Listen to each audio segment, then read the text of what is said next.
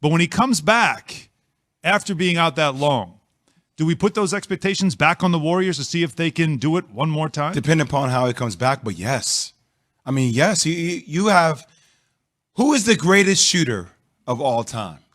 I'll ask you guys. Well, Steph, right? Yeah. Who do you think the second greatest shooter of all time is? It would have to be Clay. Clay. Well, Clay's up there if you want to say Reggie Miller, if you want to say Ray Allen. Clay is up there. And here's the thing you love about Clay. 5-time NBA All-Star, 2-time All-NBA third team. How about defense, too? Defensively, yes. That's what makes him so different, a lockdown defender. So how he comes back off both those injuries, how he moves laterally will be a huge question.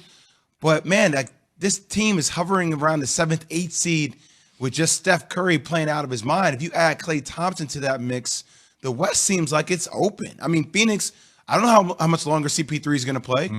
Like Devin Booker, you hope he wants to stay there, but you don't know about that long term.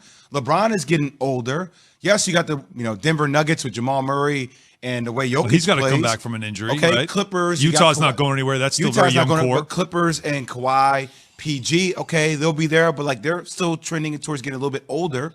Like this is Steph and Clay are right there. Golden State will certainly be talked about. They'll be right there. How Clay comes back will be key.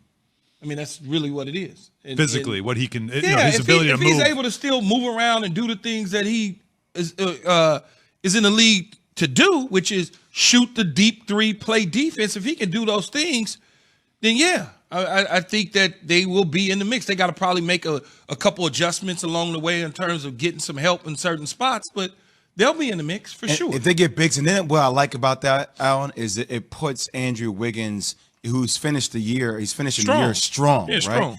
But it doesn't make him like your second guy. Like Clay becomes your second guy, obviously, and then Wiggins becomes that ancillary. It's extra. Or you can use Wiggins or Oubre to flip for a bigger piece. See, I think that's or what James happens. Wiseman, if you want to keep Wiseman, I think you stop that? being a young team and you take some of those assets. You go all in. And you one more time. All in. I really feel like that would be the better way to go because Wiggins is now towards the end of that contract, which is a huge contract for him that he got from Minnesota. You can do that and find yourself another one of those vets that wants to be part of making a run because their big three would still be there with Draymond Green, who we know is a defender and does all the other stuff, but you don't expect a lot of scoring out of him. And I would think too, what Kevin Durant showed us this year is that Clay from the Achilles can come back and still be very effective. Bless you. Thank you. Very effective because I don't believe the one thing that doesn't age is shooting. But it was also the knee. It's the knee. Yeah, the knee was first, but that's so long ago. ACL. The Achilles got to be able to elevate when you shoot. You can't. Everything can't be flat. So here's the thing. Yeah, the knee was long ago, but there is something called the cumulative effect in sports, right? So the longer you play, at what age you are, having one injury after another, like your body does compensate, and that's the thing that you worry about for the fact how much Clay runs and how much he moves laterally, considering he's a great lockdown defender. Like that's a question. And from a shooter standpoint, it's body placement, landing, all that sort of stuff. He's got to elevate and he's got to be able to place the ball. The base of shooting is that's the most important part. Your legs, of course. But I thought watching Durant and how much time he took off to make sure he'd be right. And seeing that him come back and play just incredible. He's dealt with some injuries this year, though, a little bit. The hamstring, little issue they had, sat out for a while. Yeah. Well, you imagine that when Clay does come back, I don't think he's going to play back-to-back 4 minutes a night. Are you going to be mad about load managing for Clay? Are you going to be mad about load managing for him? Was I mad about load managing for Kevin Durant? About load managing? I mean, you're mad about load managing. Yes. I mean, you're mad about load managing in general. Yes. I don't like when you sit out just to sit out. I don't think rest is a reason to sit out. So I think if you're injured and you're managing the injury because you're coming back from something, you can't be expected to play all the time. That's a completely different story than back-to-back. Yeah, I'm not going to play. So why would you get mad for Kawhi? I mean, Kawhi is the one example of low managing. He's based off injuries. He's been doing it for like 8 years. It's like he's had injuries for 8 years. Always hurt. He's always hurt. Constantly hurt. Never hurt. Joel Embiid, always hurt. But he played a ton this year until he got hurt. He played a ton. It was the first time he was carrying those kind of minutes. You're going to get hurt. Don't bring me into this conversation. You're going to get hurt in professional You guys sports. always try to make me the bad guy, and I'm the right guy when it comes to this one. What I'm saying has nothing to do with the injury. Injury is a different story, especially coming back from something like this. You can't expect him to go 100 right out of the gate. Well, everybody keeps talking about the latest injury. Like Jay said, he has 2. He was still rehabbing. But you almost like the knee is a bigger concern for you than the Achilles. He was still rehabbing the knee. Yeah, I know. When he hurt the Achilles. He was close to coming back. Right. But he still was rehabbing. Just because he was on the floor training and working out, he still was rehabbing. So you got 2 injuries there that he has to come back from. And if he's able to come back, he's going to be deadly.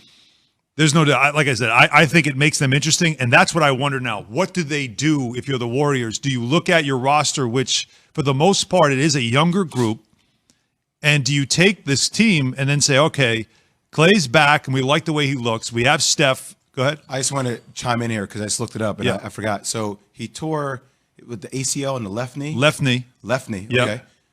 Right leg Achilles. Yeah. So the compensation. Think about that's what I'm talking about, right? Yeah. So you're doing a lot of rehab on one leg, then you injure the other. Yeah. Like, how does your body even that out? Like that's a major thing. Well, he'll have to figure that part out. Yes. Obviously, he has to find that balance in his game, and maybe it does affect him defensively. Very obvious here. Well, he has to figure that out. Of course. What did you want me to say? You're right, Nothing. Jay. I didn't say it. Keith said it. I didn't say anything. I'm listening to you. You didn't get any sleep, I could tell. I'm good. I'm like an Energizer bunny, man.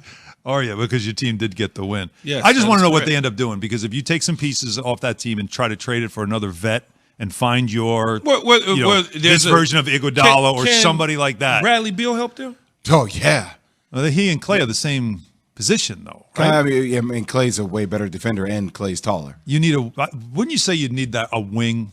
Like a wing. I mean, that's what they were trying to search for with Kelly Oubre and Andrew Wiggins. That's what I said. It may not be bad. They weren't the guy, though. But Wiggins playing, if he plays this way down the stretch as a Wiggins third is cool, piece, man. he's okay as a third piece. I like him. That's what I said before. Know why He's okay as a everybody's all third piece. down on him like that, though. I like him. I've always liked him.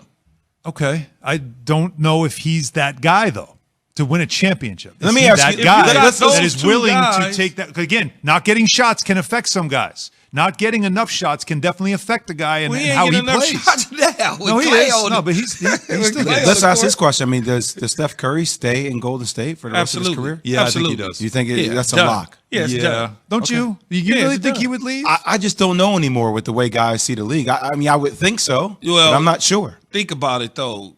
Think about it.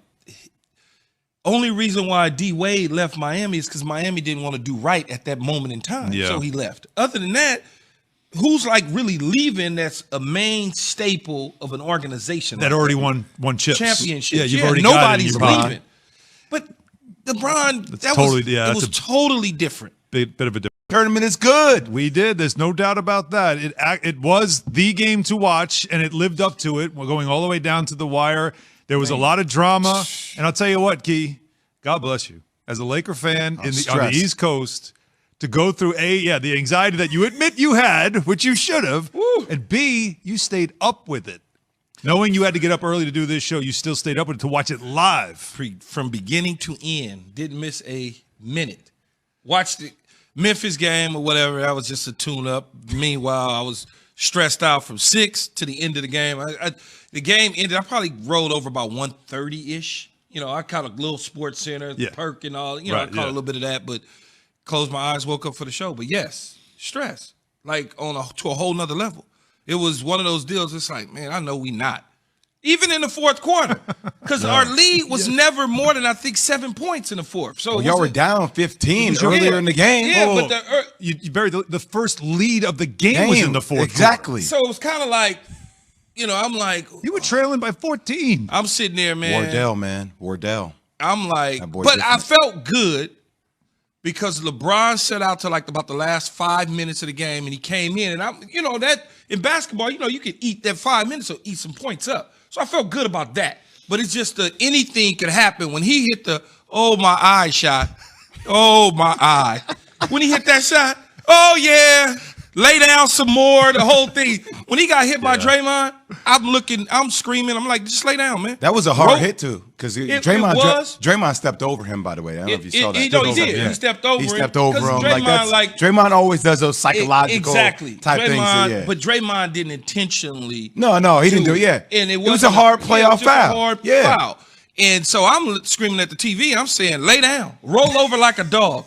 Lay there, because I knew nothing was wrong with LeBron. Get some rest. You know, I'm watching. I'm like the cameraman. I done zoomed in, even though I can't zoom in. I'm at the TV looking. Is he okay? Is he okay? But then when he went over, the teammates started going over to him, and LeBron something else.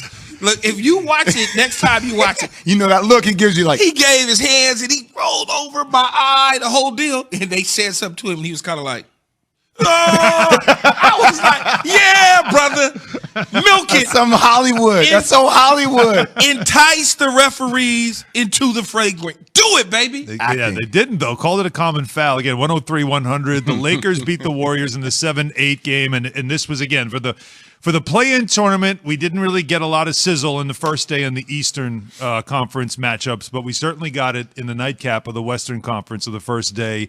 So, again, you still get Steph Curry. You still get him now having to battle with the Grizzlies to get that 8th seed. So, still you have a superstar.